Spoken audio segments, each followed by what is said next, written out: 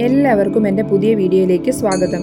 തൃച്ചിയിലെ rock fort temple സന്ദർശിച്ച ശേഷം ഞങ്ങൾ നേരെ പോയത് ശ്രീരംഗത്തെ ശ്രീ രംഗനാഥ സ്വാമി ടെമ്പിളിലാണ്. നിത്യപൂജയുള്ള ക്ഷേത്രങ്ങളിൽ ലോകത്തിലെ തന്നെ ഏറ്റവും വലിപ്പമേറിയ ക്ഷേത്രമാണിത്. ക്ഷേത്രത്തിന്റെ ഈ കാണുന്ന പ്രധാന ഗോപുരത്തിന് 73 മീറ്ററാണ് ഉയരം.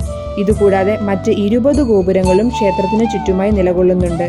ഏകദേശം 156 ഏക്കർ സ്ഥലത്ത് വ്യാപിച്ചു കിടക്കുന്ന ഈ ക്ഷേത്ര സമുച്ചയമാണ് ശ്രീരംഗം പട്ടണം രൂപീകൃതമാകാൻ തന്നെ കാരണം.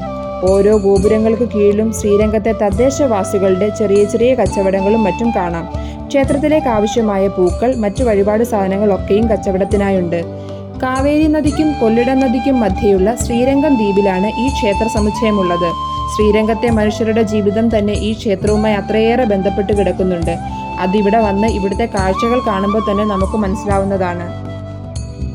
ഏഷ്യയിലെ തന്നെ ഏറ്റവും വലിപ്പമേറിയ ഈ പ്രധാന ഗോപുരം കടന്ന് സ്ട്രീറ്റിനുള്ളിലേക്ക് കടന്നാൽ പിന്നെയും പല ചെറു ഗോപുരങ്ങൾ കടന്നു വേണം ക്ഷേത്രത്തിനരികെ എത്താൻ. ഭൂലോക വൈകുണ്ഠം എന്നറിയപ്പെടുന്ന ഈ ക്ഷേത്രത്തിലെ ആരാധനാമൂർത്തി ശ്രീ രംഗനാഥ സ്വാമി അഥവാ ശ്രീ മഹാവിഷ്ണുവാണ്.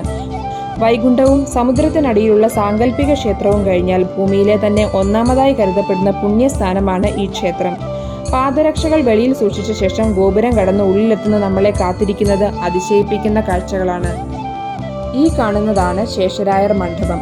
ഈ മണ്ഡപത്തിലെ തൂണുകളിൽ കാണുന്ന മനോഹരമായ കൊത്തുപണികൾ 14-ാം നൂറ്റാണ്ടിനും 17-ാം നൂറ്റാണ്ടിനും ഇടയിൽ ചെയ്തെടുത്തവയാണെന്ന് കരുതപ്പെടുന്നു. ക്ഷേത്രത്തിന്റെ പ്രധാന ഗോപുരമായ രാജഗോപുരത്തിന്റെ പണികൾ കാലക്രമേണയാണ് പൂർത്തീകരിച്ചത്. മറ്റു ക്ഷേത്രങ്ങളിൽ നിന്നും വ്യത്യസ്തമായി ഇവിടുത്തെ പ്രതിഷ്ഠയുടെ ദർശനം തെക്കുഭാഗത്തേക്കാണ്. അതിനു പിന്നിൽ ഒരു ഐതിഹ്യമുണ്ട്. രാവണ നിഗ്രഹം കഴിഞ്ഞെത്തിയ ശ്രീരാമൻ വിഭീഷണനെ രാജാവായി വാഴിച്ച ശേഷം ഒരു രംഗനാഥസ്വാമി വിഗ്രഹം സമ്മാനമായി നൽകി. ഒരിക്കൽ കാവേരി തീരത്തെത്തിയ വിഭീഷണൻ വിഗ്രഹം തീരത്ത് വെച്ച് കുളിക്കാനിറങ്ങി. ഈ നേരത്ത് രംഗനാഥ വിഗ്രഹം മണ്ണിൽ താഴ്ന്നുപോയി. വിഭീഷണൻ അത് ഉയർത്താൻ ശ്രമിച്ചെങ്കിലും സാധിച്ചില്ല. അക്കാലത്ത് ആ പ്രദേശം ഭരിച്ചിരുന്ന ചോളരാജാവായ ധർമ്മവർമ്മൻ അതീവ വിഷ്ണുഭക്തനായിരുന്നു. അതിനാൽ താൻ ധർമ്മവർമ്മന്റെ നാട്ടിൽ നിലകൊള്ളുകയാണെന്നും പ്രദേശത്തിന്റെ തെക്കുഭാഗത്തായുള്ള ലങ്കയിലേക്ക് നോക്കി പരിപാലിച്ചു കൊള്ളാമെന്നും വിഗ്രഹം വിഭീഷണനോട് അരുളി ചെയ്തു. ഇതുകൂടാതെ തൃച്ചിയിലെ റോക്ക് ഫോർട്ട് ടെമ്പിളുമായി ബന്ധപ്പെട്ട ഐതിഹ്യങ്ങളിൽ ഈ രംഗനാഥ വിഗ്രഹം സാക്ഷാൽ വിനായകനാണ് മണ്ണിൽ താഴ്ത്തിയതെന്നും പറയപ്പെടുന്നു.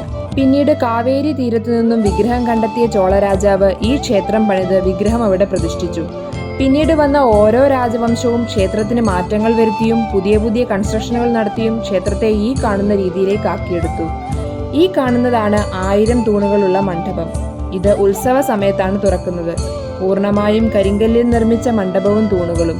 മനോഹരമായ കൺസ്ട്രക്ഷനാണിത്. ശ്രീകോവിലിന് മുകളിലായുള്ള പരമപദനാഥ എന്ന സ്വർണ്ണ ഗോപുരമാണ് മറ്റൊരാകർഷണം.